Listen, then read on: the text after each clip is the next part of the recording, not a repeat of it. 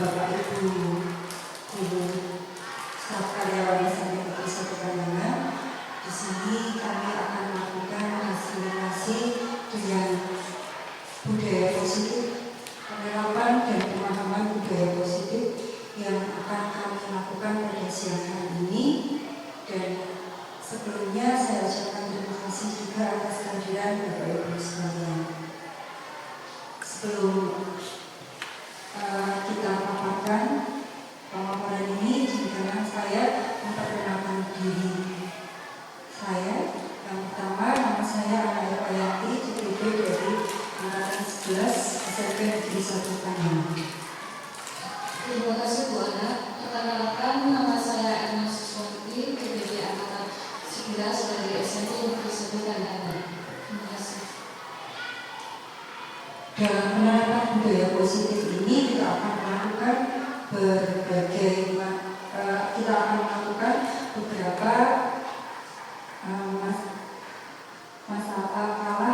kita akan melakukan beberapa presentasi, tapi sebelumnya saya akan bacakan susunan acara pada siang hari ini.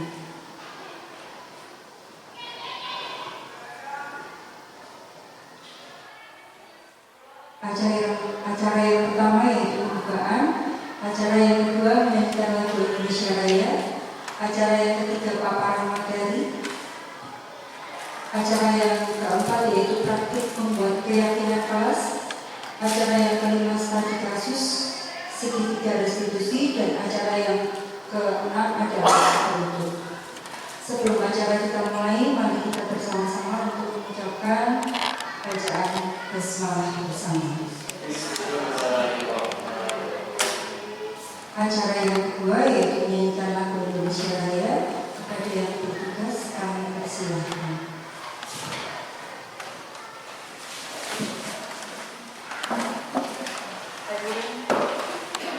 Hadirin dimohon berdiri.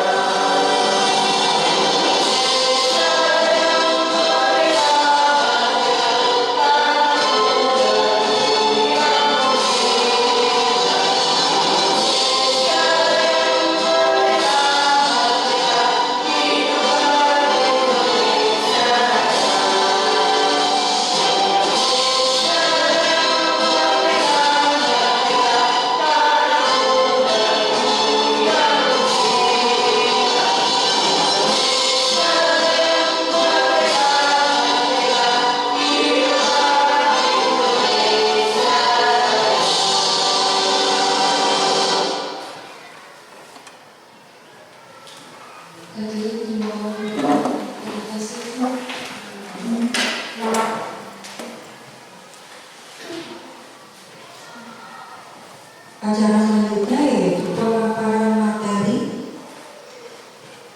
Kita akan memaparkan materi yang berjudul disiplin positif.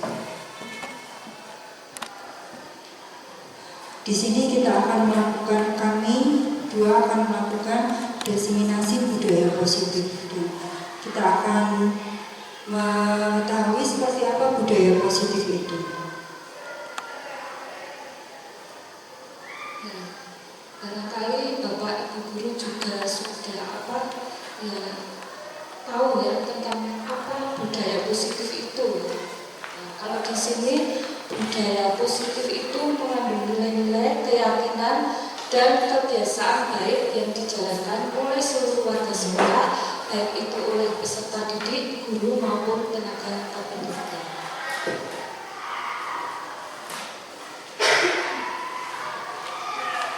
Kemudian contoh budaya positif itu ada 5S ya: senyum, salam, sapa, sopan santun. Kemudian kalau di sekolah ada gotong royong, ada refleksi diri, menghargai perbedaan, dan disiplin.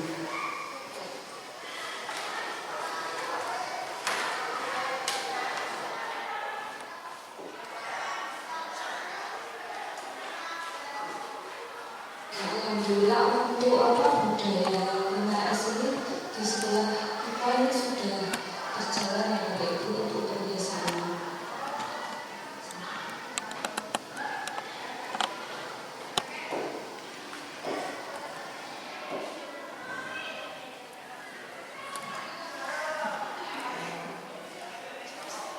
Sekarang pertanyaannya, apakah budaya positif itu penting di sekolah? Ya, mungkin dari Bapak Ibu ada yang mau menanggapi, barangkali Bapak Joko, Pak Hanif, monggo dipersilakan, atau Bapak Ibu guru yang lainnya, monggo.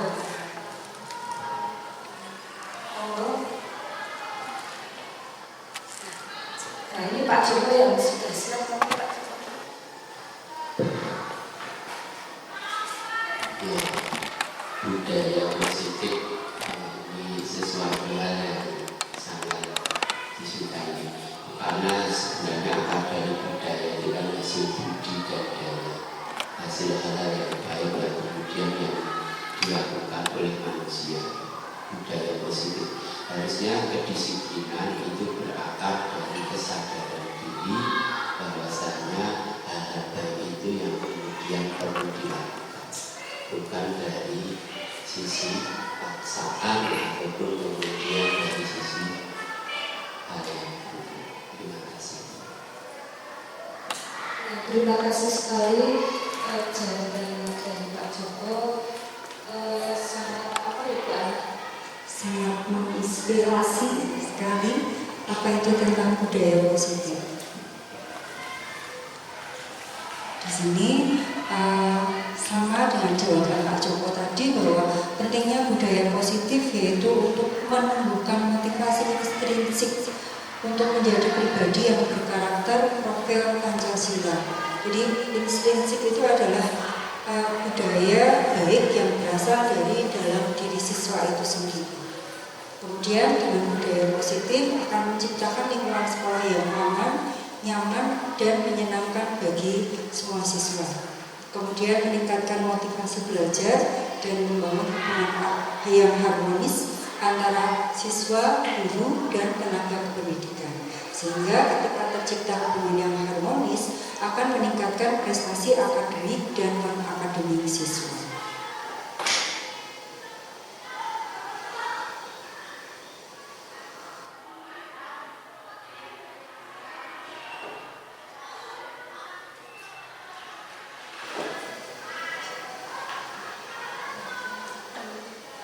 Di sini kaitannya dengan budaya positif nanti yang akan kami paparkan. Yang pertama yaitu tentang perubahan paradigma dalam belajar, kemudian yang kedua tentang disiplin positif, yang ketiga nilai-nilai kebajikan, yang keempat tentang kebutuhan dasar manusia, yang kelima tentang motivasi perilaku manusia, yang keenam yaitu 5 posisi kontrol guru, yang ketujuh kaitannya dengan keyakinan kelas, dan yang kedelapan yaitu segitiga restitusi.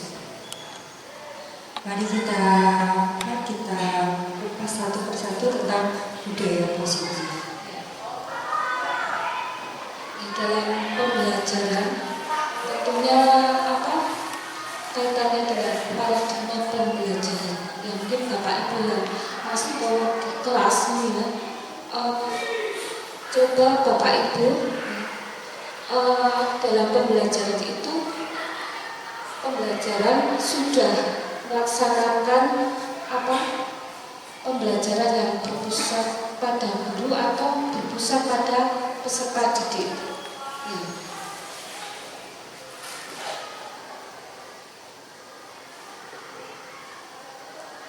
Ya. Kalau Pak Joko, bagaimana Pak Joko yang sudah dilaksanakan di kelas? Pak Anif?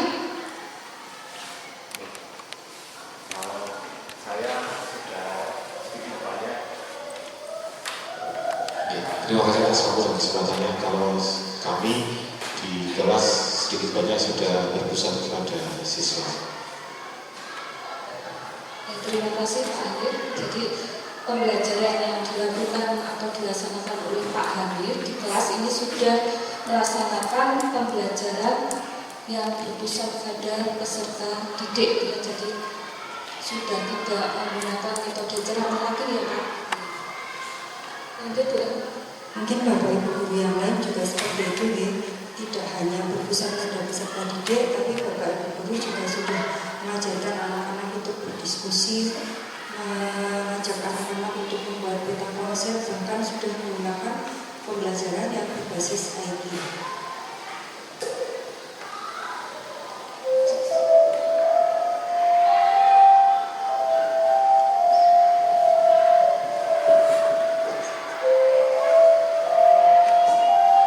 Kemudian kita akan mempelajari siapa sebenarnya pemegang kontrol itu. Ya, ini kaitannya nanti dengan teori William Geiser ya, tentang miskonsepsi teori kontrol. Jadi ada beberapa miskonsepsi teori kontrol. Yang pertama yaitu ilusi guru mengontrol murid, kemudian ilusi bahwa semua penguatan positif, efektif dan bermanfaat. Kemudian yang ketiga, ilusi bahwa semua penguatan positif, efektif dan bermanfaat.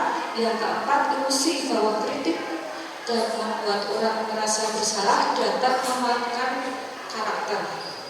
Dan yang keempat yaitu ilusi bahwa orang dewasa memiliki hak untuk memaksa.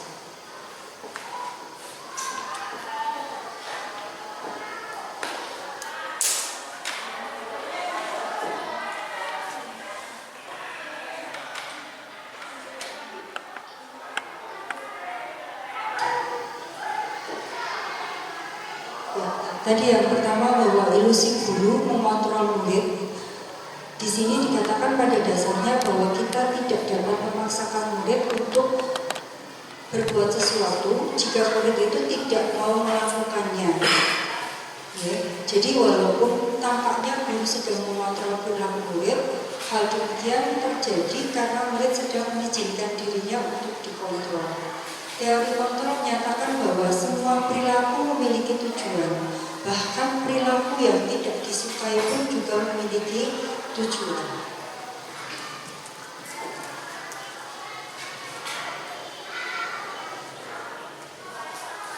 Miskonsepsi teori kontrol yang kedua yaitu ilusi bahwa semua penguatan positif, efektif dan bermanfaat. Nah, ini kaitannya dengan bentuk-bentuk kontrol. Jadi segala usaha yang tujuannya untuk mempengaruhi murid agar mengulangi suatu perilaku tertentu, ini merupakan suatu usaha untuk mengontrol murid tersebut. Ya. Jadi kemungkinan murid tersebut akan menyadarinya dan mencoba untuk menolak bujukan kita, atau bisa jadi murid tersebut menjadi tergantung pada pendapat sang guru untuk berusaha.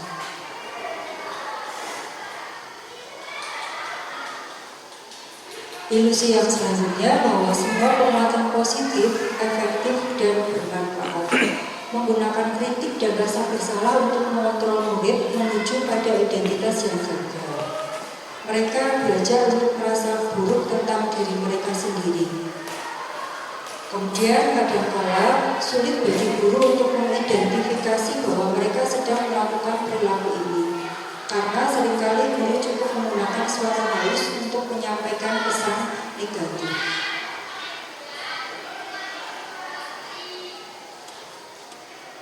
Kemudian selanjutnya itu Ilusi bahwa kritik akan membuat orang merasa bersalah ini nantinya dapat menguatkan karakter. Jadi pada dasarnya kita tidak dapat memaksa murid untuk berbuat sesuatu jikalau murid tersebut memilih untuk tidak melakukannya.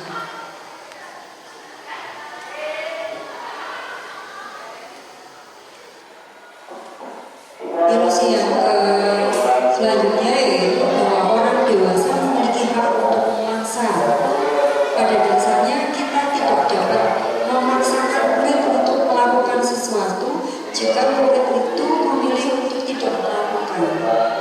Kemudian teori kontrol menyatakan bahwa semua perilaku memiliki tujuan sama seperti tadi ya, walaupun perilaku itu tidak disukai.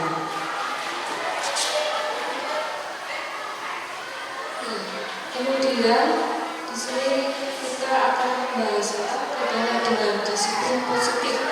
Jadi yang kaitannya dengan disiplin positif ini terkait dengan teori kontrol atau teori pilihan dari Dr. William Gibson.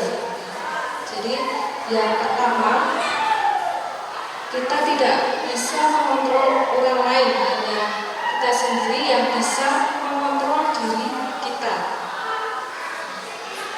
Adapun makna disiplin di sini belajar kontrol diri dengan menggali potensi kita agar tercapai tujuan mulia.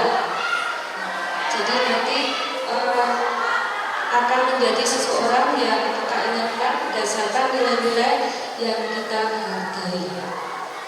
Kemudian yang kedua yaitu semua perilaku ini memiliki tujuan. Ini kaitannya dengan teori motivasi. Jadi teori motivasi ini dibagi menjadi dua, motivasi ekstrinsik dan motivasi intrinsik. Jadi yang berkaitan dengan motivasi ekstrinsik ini yang pertama untuk menghindari hukuman, yang kedua untuk mendapatkan imbalan. Kemudian kaitannya dengan motivasi intrinsik ini ada dua ya, untuk menghargai diri sendiri. Ini kaitannya nanti dengan nilai-nilai kebajikan universal.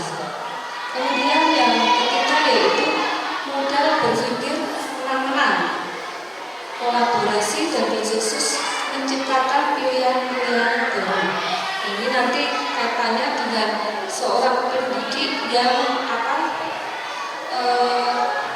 ada di 5 posisi kontrol. Nanti pendidik itu bisa menjadi pembuat, pembuat rasa bersalah, teman, pemantau, dan manajer.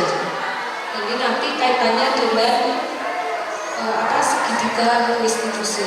Kemudian yang keempat yaitu realitas kebutuhan setiap orang itu berbeda-beda. Jadi kita berusaha untuk memahami pandangan orang lain tentang dunia. Ini kaitannya dengan 5 kebutuhan dasar manusia. Yang pertama yaitu untuk bertahan hidup, penguasaan, kasih sayang dan rasa diterima, kesenangan dan kebebasan.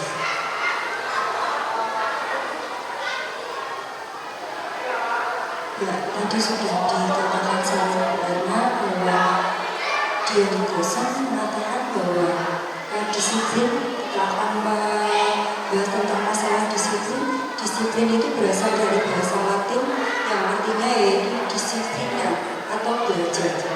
Akar kata disiplin artinya murid atau pengikut. Kemudian disiplin itu sendiri dapat membuat seseorang menggali potensi menuju ke arah tujuannya. Seseorang yang memiliki disiplin diri berarti mereka bisa bertanggung jawab terhadap apa yang mereka lakukan karena mereka mendasarkan tindakan pada nilai-nilai kebajikan universal.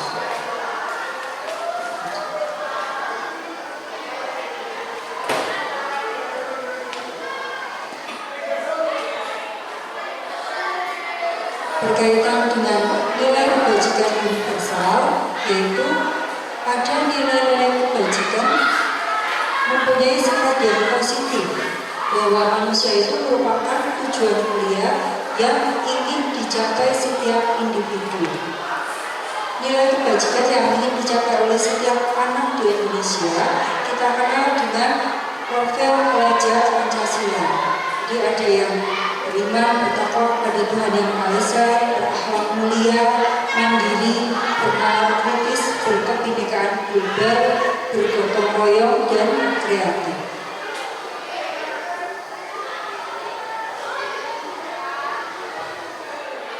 Kemudian menurut Ki Hajar Dewantara, beliau mengatakan di mana ada kemerdekaan, disitulah harus ada disiplin yang kuat. Sungguh pun disiplin itu bersifat self-disiplin, yaitu kita sendiri yang mewajibkan kita dengan sekeras-kerasnya, tapi itu sama saja. Sebab kalau kita tidak cakap melakukan self-disiplin, wajiblah penguasa lain untuk mendisiplinkan diri kita. Kemudian kita sebagai pendidik, tujuan kita adalah menciptakan peserta didik yang memiliki disiplin diri. Artinya tidak ada paksaan, sehingga mereka berperilaku mengacu pada nilai-nilai kebajikan universal yang memiliki motivasi intrinsik atau motivasi dari dalam diri.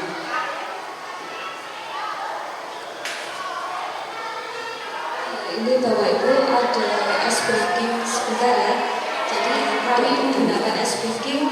Bapak Ibu guru nanti mengerjakan soal menggunakan quizzes.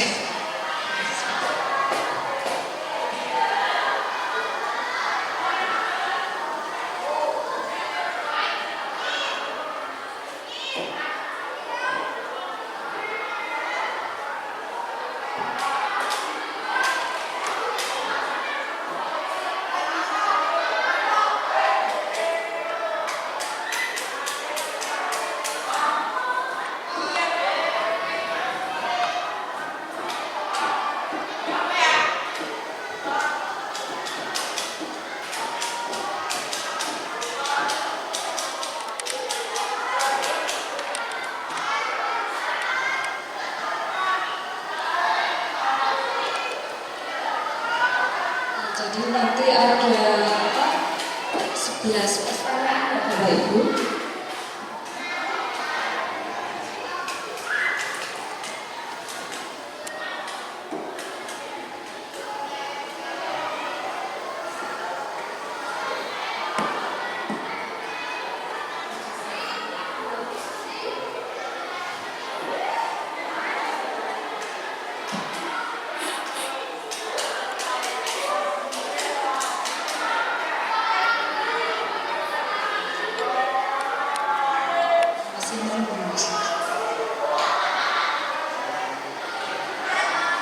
Monggo Bapak Ibu bisa scan barcode-nya ya ke depan.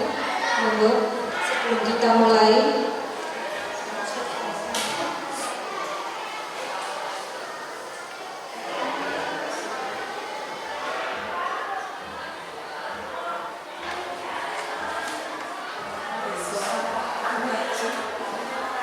Ya, monggo bisa maju ya.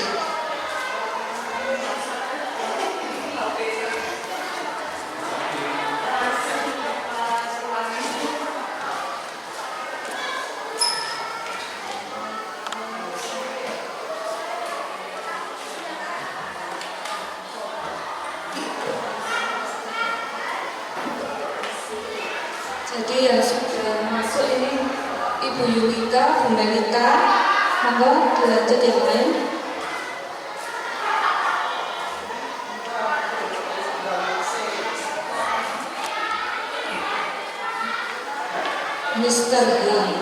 Mister ini Bu Gita.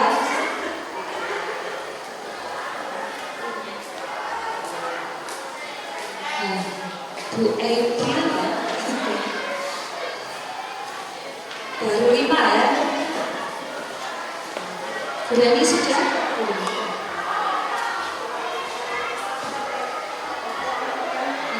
Ini ada KS itu siapa? Oh, Pak Hamim. Ada Pak Ya, Kum juga. ada Pak Kum juga ya. Pak Kum. Berarti ada 8 peserta ya mungkin ya.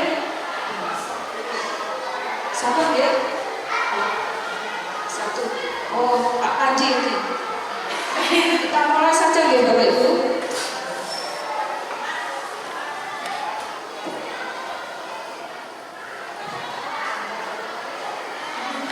Ya, monggo dikerjakan. Bisa dikerjakan Bapak Ibu, tidak usah segan. Karena ini Konsentrasi.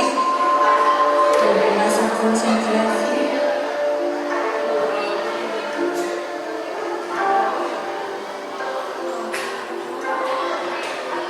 Nah, ini ada tingkatannya Bu Ama. Ternyata tingkat emas ini ada Bu Yunita, Bu Melita, ada Master Hans.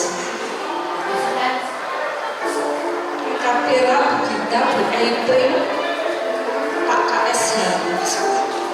Tingkat perlu Bu Reni.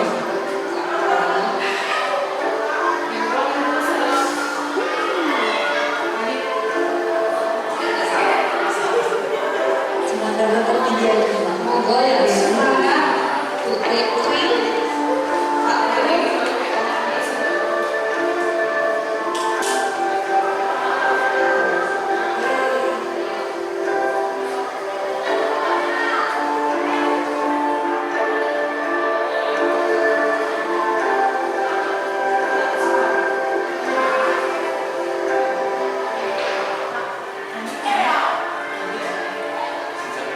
Nanti bisa kalau nilainya ini bisa puncak Ibu Bu Ama. Sementara Pak Panji tertinggi. Disusul sekarang Pak Hamim, Begita.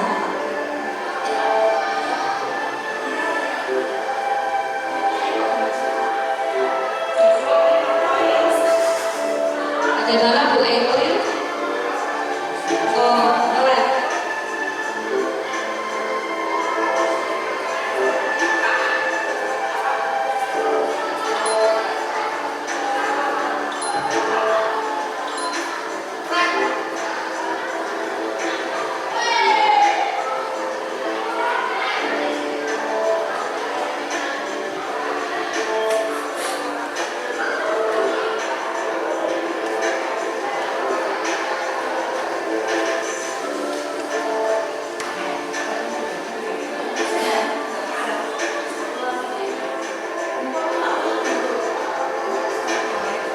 Pak Panji ternyata ya sudah memimpin di tingkat emas.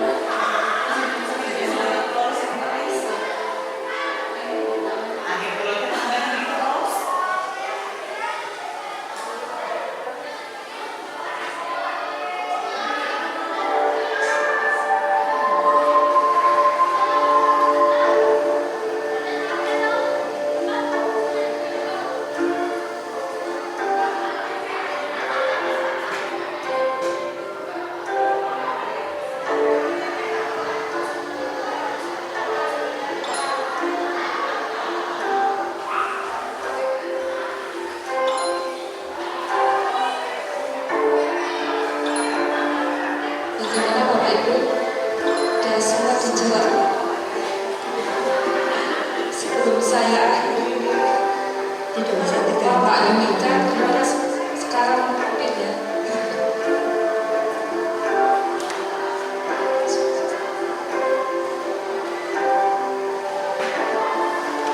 Ya, kurang sedikit lagi untuk Bu Yunita mencapai puncak Gunung Himalaya atau mana Bu Ana? Gunung Himalaya ya.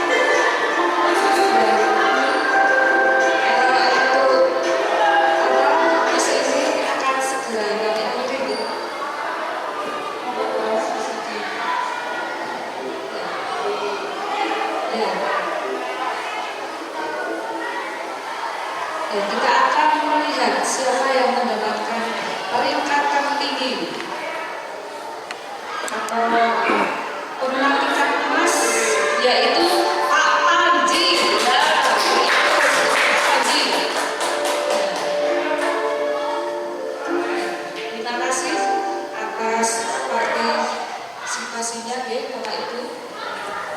Dan ini sebagai SPDM, saya Bapak Ibu tidak tekan ya.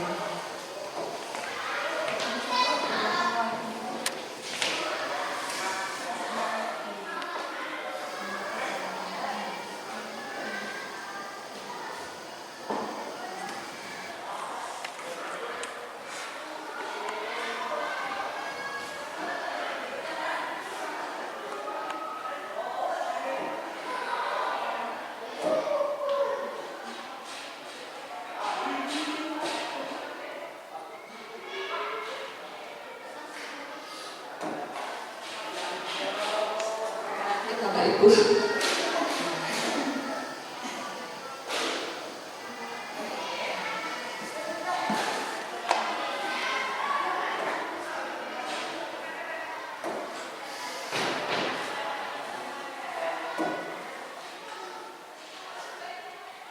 Monggo Bu Amar bisa dilanjut. Kita kembali ke materi. Tadi disebutkan bahwa ada 5 kebutuhan dasar manusia, yaitu bahwa 5 dasar kebutuhan manusia adalah sesuatu yang kita lakukan untuk mendapatkan apa yang kita inginkan. Seluruh tindakan yang kita lakukan memiliki tujuan tertentu, dan semua usaha terbaik yang kita lakukan dalam rangka agar kebutuhan dasar kita itu terpenuhi.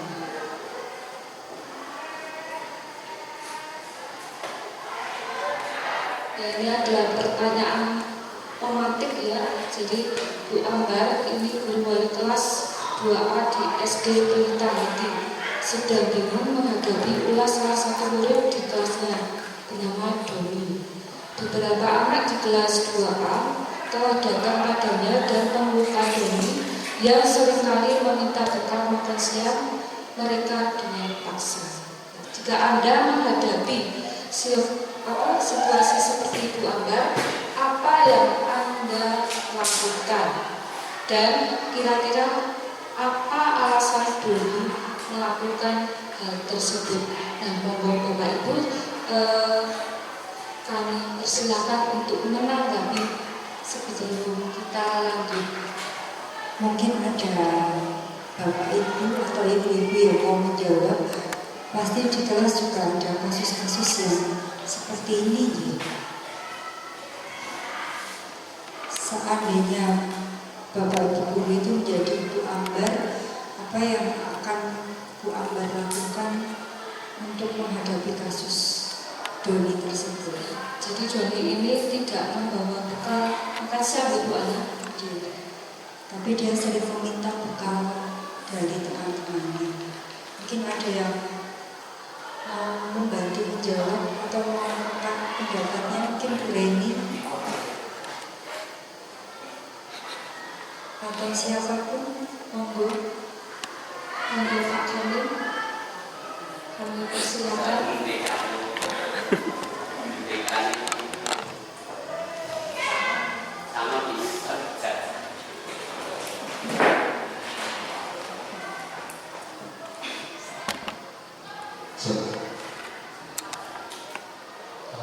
Intinya anak diajak komunikasi, ditanya kenapa tidak membawa bekal. Itu salah satu alasan kenapa dia sampai tidak bawa bekal. Nah, yang sama yang pertama adalah komunikasi dengan si anak itu. Nah, kemudian kira-kira alasan dari makan itu kenapa? Karena dia mungkin lapar, tidak dikasih bekal sama orang tua, orang tuanya belum bangun, belum sarapan, dan jangan-jangan orang tuanya sudah berangkat kerja pagi-pagi. Kan banyak sekarang ibu-ibu itu berangkat pagi, anak belum bangun sampai kerjanya, anak udah tidur lagi baru pulang. Begitu Bu. Ya, terima kasih Pak Amin atas tanggapannya. Kita close.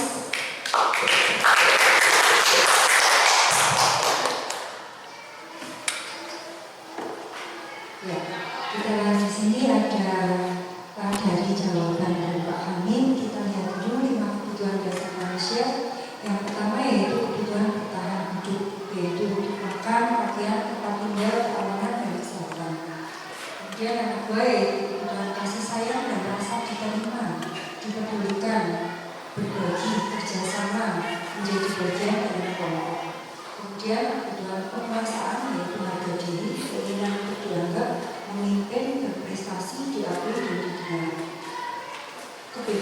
yaitu mandiri, memiliki pilihan mencoba hal yang baru, mampu mengendalikan arah dirinya.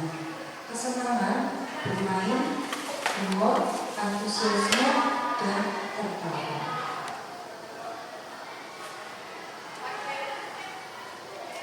Di sini juga ada 3 motivasi perilaku manusia. Jadi, bagaimana kita berperilaku? Apakah Bapak Ibu melakukan sesuatu untuk mendapat senyuman dari orang lain? Nah, mungkin alasannya untuk mendapatkan hadiah, mendapatkan uang, atau alasan yang lain. Nah, ini bisa mungkin tanggapan dari Bapak Ibu juga, monggo kami persilakan.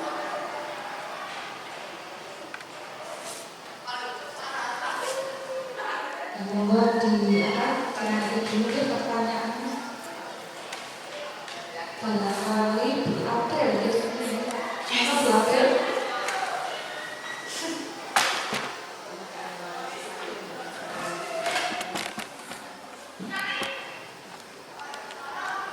Itu bisa saja. Atau alasannya apa? Alasan untuk mendapat yaitu melakukan untuk mendapat senyum dari orang lain. Alasannya Kan bisa untuk mendapatkan apa? Misalnya sih didapat adil.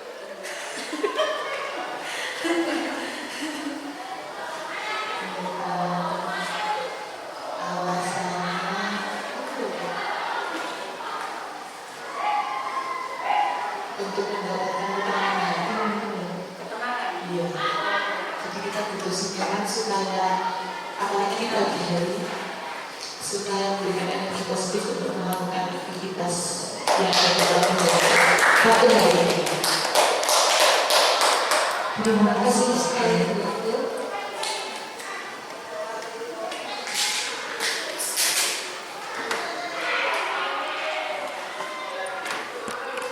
Jadi kaitannya dengan jawaban Bu Abdul tadi dapat disimpulkan ada 3 motivasi perilaku manusia. Yang pertama yaitu untuk menghindari ketidaknyamanan atau hukuman. Nah, ini bersifat eksternal. Kemudian yang kedua untuk mendapatkan imbalan atau penghargaan dari orang lain. Ini juga bersifat eksternal. Yang ketiga untuk menjadi orang yang mereka inginkan dan menghargai diri sendiri dengan nilai-nilai yang mereka percaya. Dan ini bersifat internal.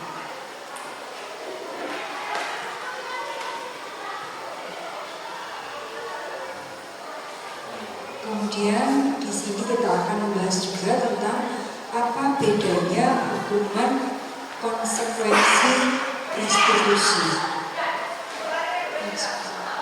Dan ini akan dijelaskan sama Bu Erna secara lebih detail. Jadi di sini yang pertama hukuman. Jadi ini ada beberapa poin yang termasuk kategori hukuman ya. Jadi hukuman ini tidak berencana atau tiba-tiba. Yang kedua murid tidak tahu apa yang akan terjadi atau tidak dilibatkan, bersifat satu arah dan berupa fisik atau psikis hukuman. Yang kedua yaitu konsekuensi. Kaitannya dengan konsekuensi yang pertama itu telah disepakati sesuai aturan atau peraturan. Yang kedua murid tetap dibuat tidak nyaman. Yang ketiga sikap guru memonitor murid selalu ada. Kemudian yang ketiga yaitu restitusi. Nah, ini kaitannya nanti dengan proses menciptakan kondisi bagi murid untuk memperbaiki kesalahan. Yang kedua yaitu adanya kolaboratif yang mengajarkan murid untuk mencari solusi sendiri.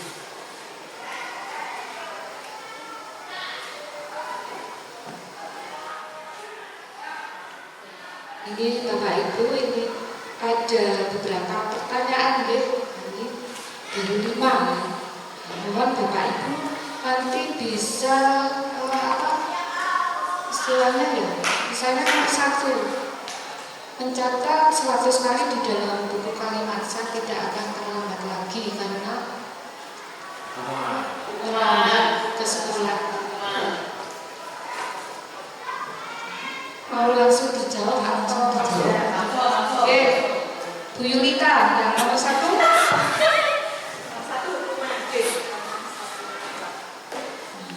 Kemudian nomor 2.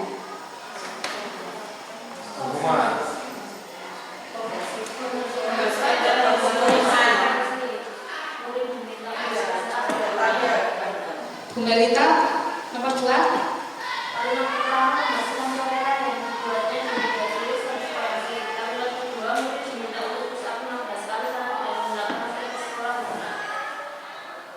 Nomor 3.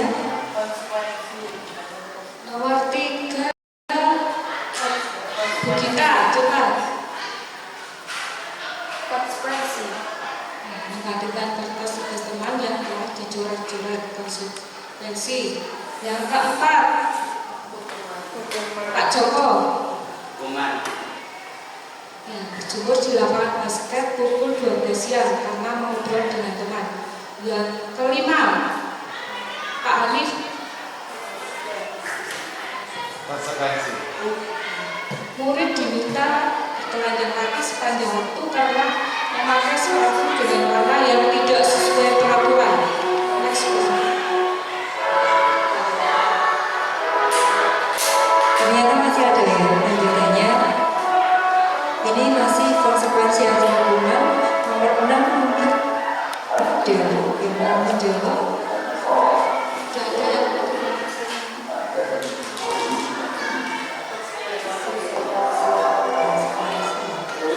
konsekuensi.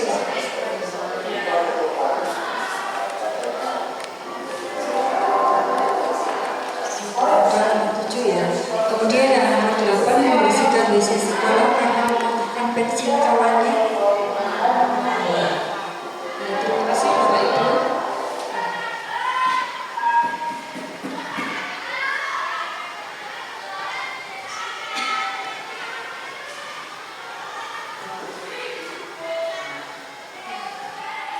Kita lihat apa jawabannya ya. Jadi yang pertama tadi jawabannya konsekuensi ya. Yang kedua konsekuensi, yang ketiga ini apa? Hukuman, yang keempat konsekuensi, yang kelima hukuman, yang keenam hukuman.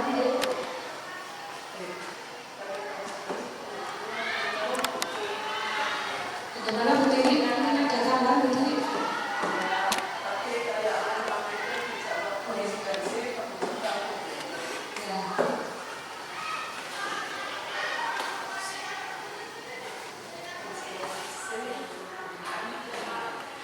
Kita ada 2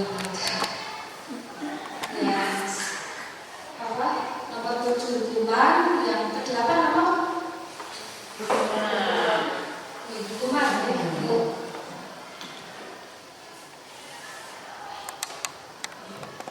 Kita lanjutkan dengan nomor 6 yaitu hilang posisi kontrol.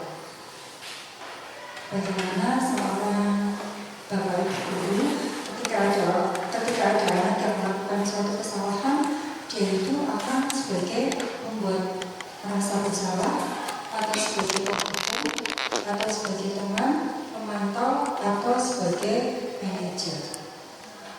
Membuat rasa bersalah yaitu misalnya guru akan mengatakan, "Bu guru kecewa sekali dengan kamu. Bagaimana coba kalau orang kurang tahu?" Kemudian sebagai penghukum, kita akan berkata-kata mengancam, ya. Awas ya kalau kamu selalu salah. Kemudian sebagai teman, yaitu kita akan berkata, "Ayo bantulah Bapak. Sudah kali ini tidak apa-apa, nanti ibu bantu bereskan." Kemudian sebagai pemantau, kita akan berkata apa yang telah kamu lakukan, sanksi atau konsekuensinya apa. Tapi sebagai manajer, apa yang akan kita yakini, apa rencana kamu untuk memperbaiki hal ini ketika anak melakukan suatu kesalahan. Jadi anak itu akan diajak untuk berdiskusi. ada apa kabar kaitannya tadi Ibu Ana 5 posisi kontrol sebagai seorang pendidik ya.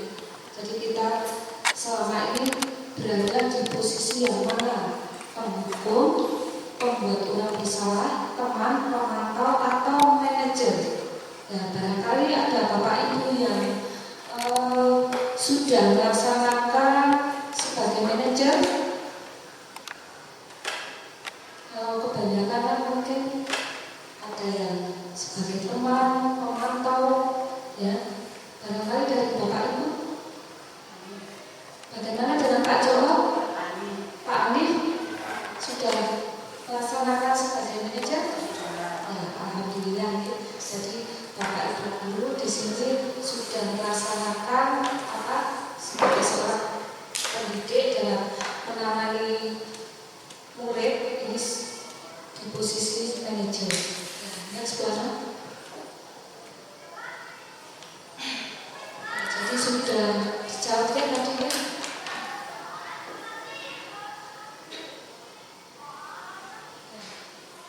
Ini ada beberapa kasus ada kasus murid tidak memakai topi saat upacara. Nah ini kaitannya dengan tadi 5 posisi kontrol sebagai seorang pendidik. Misalnya yang nomor 1 ini hormat kepada bendera selama 30 menit.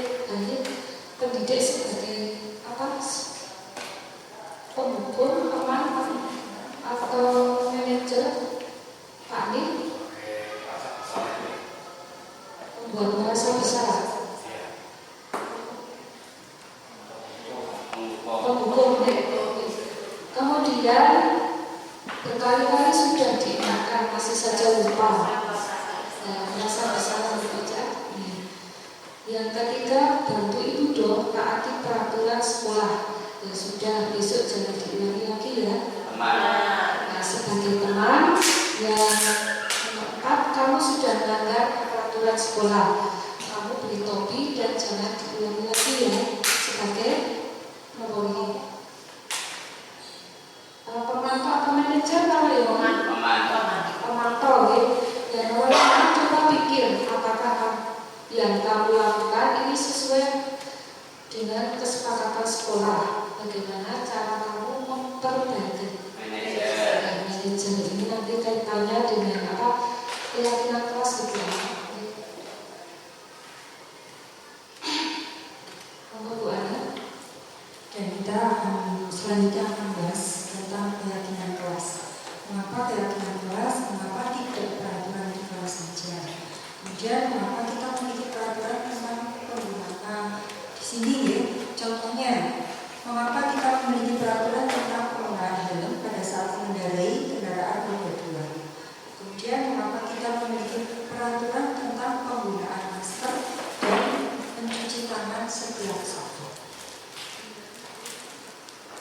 Ya, mungkin ada yang mau menjawab di sini erat kaitannya dengan peraturan dan keyakinan kelas. Dalam peraturan yaitu mengapa ketika kita mengendarai sepeda motor kita harus menggunakan helm. Ini alasannya untuk apa Bapak Ibu? Keselamatan, tepat sekali Pak Alif. Lanjut, yang nomor 2. Mengapa kita memiliki peraturan tentang penggunaan masker dan mencuci tangan setiap saat? Butiwi monggo. Dua, Butiwi untuk Ketika kita mau makan, kemudian ketika kita bepergian ke suatu tempat, kenapa kita harus memakai masker dan mencuci tangan? Kesehatan. Untuk kesehatan. Terima kasih Bu Dewi.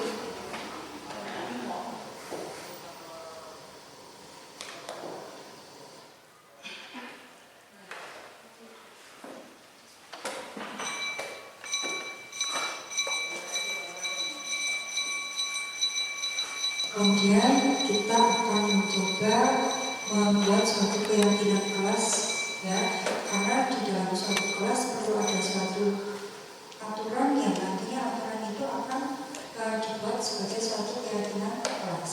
Kemudian di sini ada pembentukan keyakinan sekolah atau keyakinan kelas. Yang pertama yaitu bersifat lebih abstrak daripada peraturan yang lebih rinci atau konkret. Kemudian berupa pernyataan universal, senantiasa dibuat dalam bentuk positif, kemudian tidak terlalu banyak sehingga mudah diingat dan dipahami oleh semua warga kelas. Sebaiknya sesuatu yang dapat diterapkan di lingkungan tersebut. Kemudian semua warga kelas ikut berkontribusi dalam pembuatan keyakinan kelas lewat kegiatan curah pendapat. Kemudian keyakinan kelas itu bisa ditinjau kembali dari waktu ke waktu.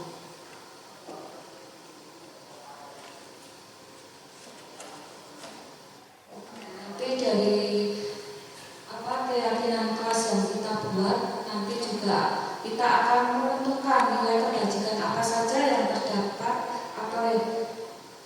maksudnya dalam keyakinan kelas itu tentu ada nilai kebajikan. Ini ada lima kaitannya dengan keyakinan kelas. Yang pertama ini kembalikan barang ke tempatnya. Nah ini nilai kebajikannya apa nih? Bertanggung jawab. Yang kedua, dilarang mengganggu orang lain. Jadi nilai kebajikan itu ada tanggung jawab, mandiri, kemudian apa lagi mana? Disiplin. Misalnya dilarang mengganggu orang lain, nah, itu nilai kebajikannya apa? Ya, saling menghargai. Kemudian kalau hadir di sekolah 15 menit sebelum pembelajaran, disiplin. Dilarang melakukan kekerasan, kasih sayang, rasa empati. Kemudian bergantian atau menunggu giliran, disiplin. Ya.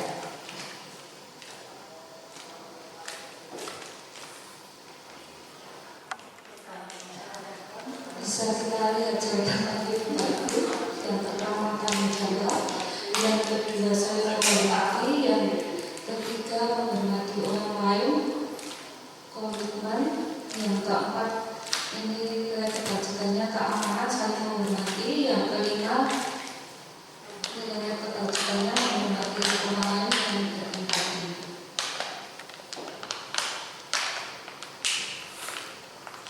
Ini ada beberapa tahapan dalam membuat keyakinan kelas. Tentu saja dari Bapak Ibu yang menjadi wali kelas sudah mempraktekkan di kelas masing-masing, Jadi keyakinan kelas itu dibentuk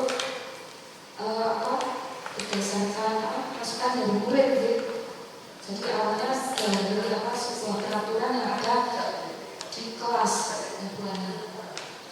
Kemudian peraturan yang dibuat itu kita ubah menjadi kalimat positif. Misalnya jangan datang terlambat. Berarti juga menjadi kalimat positif. Kemudian nanti setelah menjadi kalimat positif seperti tadi yang sudah Bapak Ibu lakukan, yaitu menemukan nilai kebajikan dalam setiap kalimat. Kemudian keyakinan kelas itu ternyata bisa diperbaiki, disesuaikan dengan situasi dan kondisi siswa. Kemudian untuk mempermudah siswa, menempelkan keyakinan kelas itu di kelas masing-masing. Tentunya dengan kesepakatan untuk mentaati, baik itu Bapak Ibu guru dan siswa.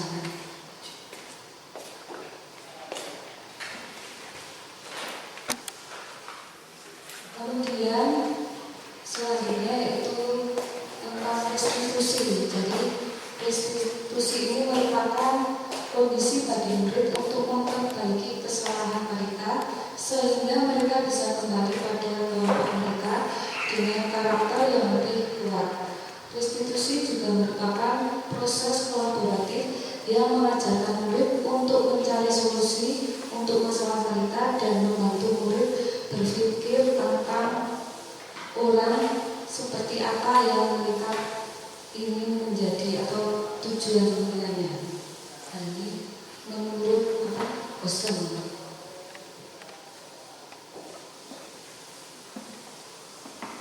Ini ada tahapan dalam menangan murid menggunakan segitiga restitusi. Yang pertama yaitu tahapannya menstabilkan identitas. Jadi kita dalam menangani murid yang pertama ini ya, kemudian bisa menggunakan kalimat misalnya setiap orang pasti pernah melakukan kesalahan. Kemudian yang kedua yaitu tahapannya validasi tindakan yang salah. Nah, misalnya dengan menggunakan kalimat kamu tentunya punya alasan mengapa melakukan hal tersebut. Yang ketiga tahapannya yaitu menanyakan keyakinan. Jadi kita bisa menggunakan kalimat keyakinan kelas apa yang sudah kita sepakati.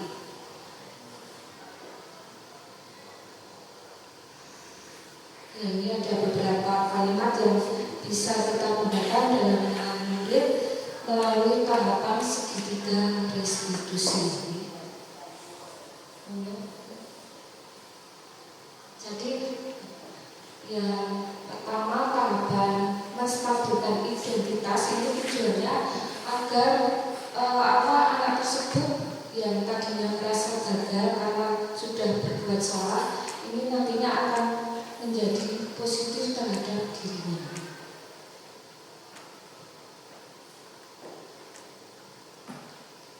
Kemudian yang kedua tadi validasi tindakan yang salah. Nah, ini tujuannya agar membantu murid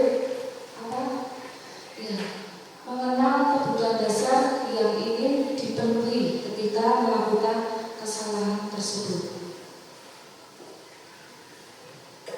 Kemudian tahapan yang ketiga yaitu menanyakan keyakinan. Jadi tujuan di sini dengan kita menanyakan keyakinan membuat anak melihat kesalahannya. Nah, ini nanti dihubungkan dengan adanya norma sosial dan nilai-nilai yang mendasari manusia berinteraksi dengan orang lain. Nah, ini implementasi dari penerapan menangani murid dengan menggunakan tahapan segitiga restitusi. Jadi ini ada siswa kelas 8D yang tidak mengerjakan PR. Nah, alasannya yaitu karena dalam pembelajaran matematika ini karena itu tidak paham dengan pelajaran matematika.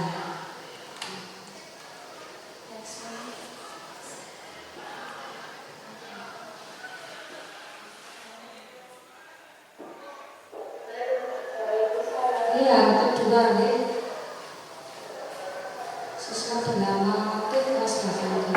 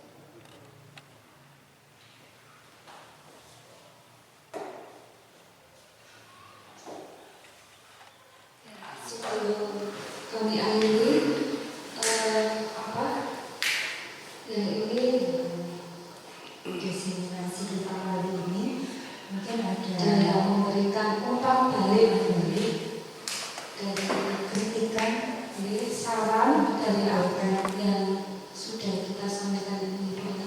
Monggo Bapak Ibu kami persilakan saran ataupun apa kritikan juga. ya Saya kiranya nanti bisa memperbaiki monggo apa yang Pak Pak Ibu Ibu sampaikan.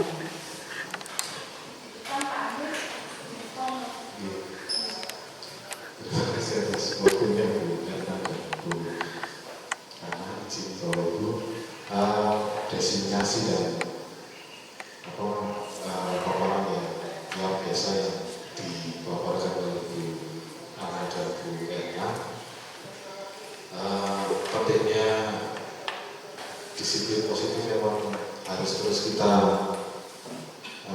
praktekkan karena ini sebuah keterampilan, jadi tidak hanya teori, namun kita juga harus praktek. Gitu. Saya paham dan April yang dimenyakan saya agak masih menyesuaikan tentang segitiga resolusi karena seminggu ini saja, contohnya seminggu ini saja yang datang menemui kami itu orang yang sama. Ya. Jadi kami belum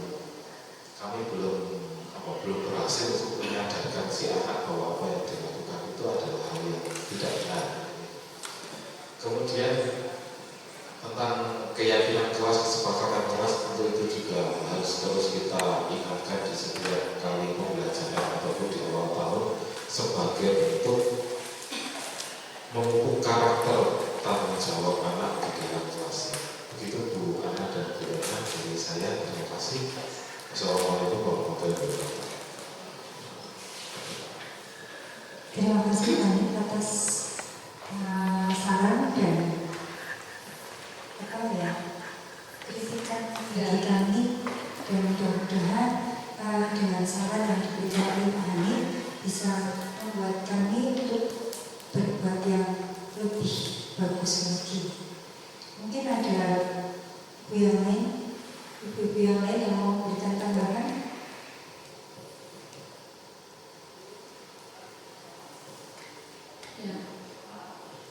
Ya, kalau tidak ada, sekali lagi saya ucapkan terima kasih atas partisipasi Bapak Ibu semua. Mudah-mudahan diseminasi yang kami sampaikan, saya dengan Bu Erna memberikan manfaat bagi Bapak Ibu semua, dan kita bersama-sama untuk menciptakan disiplin positif di sekolah kita yang tercinta. terima kasih sekali lagi Bapak Ibu. Aplaus dia membuat Sebelum saya akhiri, saya dan Bu Erna tentu saja memiliki banyak kekurangan ketika menyampaikan diseminasi ini. Saya mohon maaf yang setulus-tulusnya, dan saya akhiri. Wassalamualaikum warahmatullahi wabarakatuh. Waalaikumsalam.